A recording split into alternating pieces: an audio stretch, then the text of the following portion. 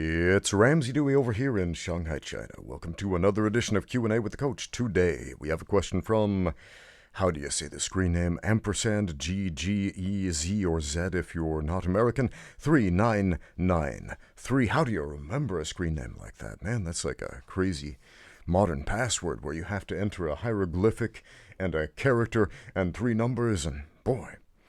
Anyway, Ramsey, a question. I am 18, 130 pounds.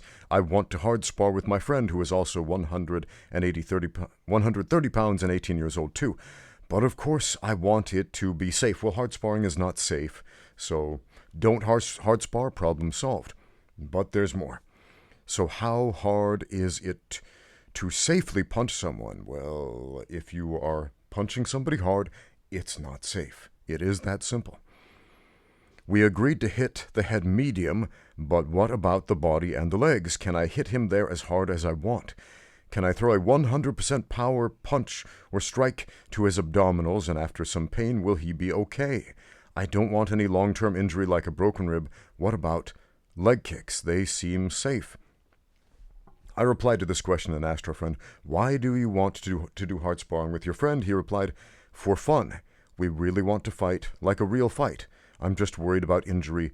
This is a one-time thing. I replied and asked him, what did I ask him? I don't remember what I asked him next, but he didn't reply. So let's answer our friend's question here. He says, can I throw a 100% power kick to his abdomen? I don't know how much 100% power for you is. You might be a total wimp and have zero power. You might be an absolute badass with the touch of death in your fists. I don't know, man. I don't know. I'm assuming you've never done any type of sparring before. Before you even think about doing any hard sparring, you should definitely do a lot of light contact sparring. And you shouldn't be doing it unsupervised either. My recommendation, if you want to do any type of sparring, go to a gym with a competent coach who can watch your sparring, who can referee to make sure it doesn't get out of hand. And yeah, man, you don't need to be doing hard sparring. Most people don't. I know people get excited about this. I had a student a while back. He's a big, tough guy, strong guy, athletic guy, and after 2 weeks of very light sparring, he kind of got sick of it. He's like, oh man, I want to spar like a real man, like real tough, like full contact. And so one of my students took him up on that. They did a hard sparring session. He took some heavy hits and never asked for a hard sparring session again. Got cured of that itch, I guess. So, is it fun? The idea of it's fun, but the reality of hard sparring is it kind of sucks. It kind of sucks. Jeff Chan put out an interesting video about hard sparring, and he discusses some points which are worth taking note of, that the videos he puts out that get the most views are the hard sparring videos, whereas he pointed out most of his actual sparring is light contact. Now, I did some sparring with Jeff. He took a video. I don't know if he's going to put the video out, but it was very light, very technical sparring. And so it's not the type of video that's going to get a ton of views on his channel because, it's light and technical, and we're working for a very specific objective, which is not trying to knock each other's heads off. And that's not what the casual viewer wants to see. They want to see fireworks. They want to see explosions. Boom! So, who knows?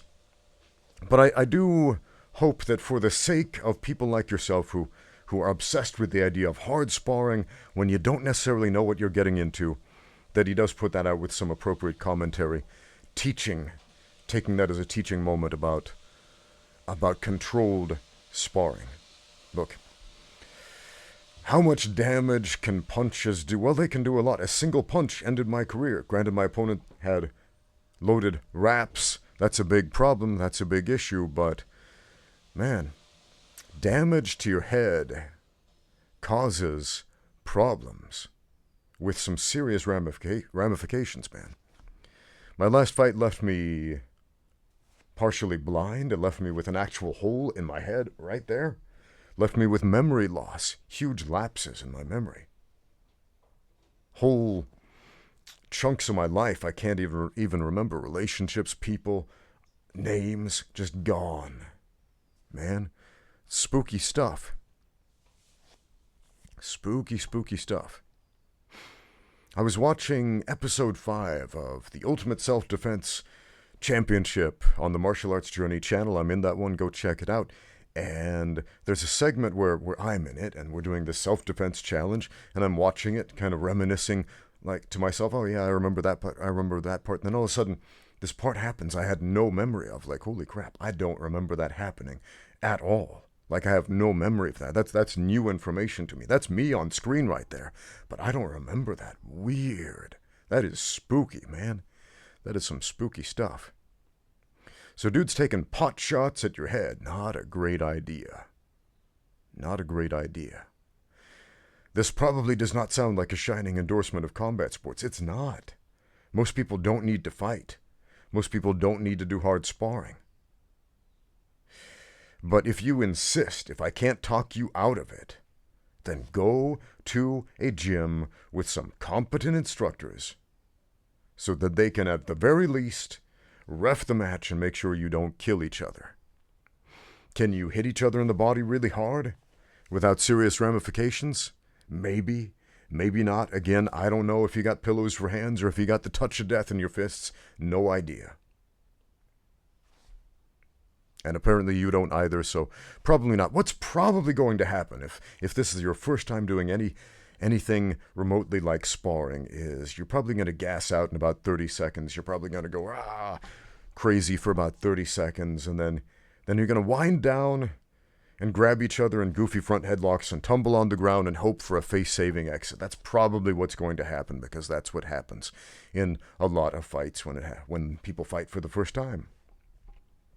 Now, if you're going under boxing rules or kickboxing rules or something like that, you'll probably end up tying up. Again, looking for a face-saving exit once you tire out.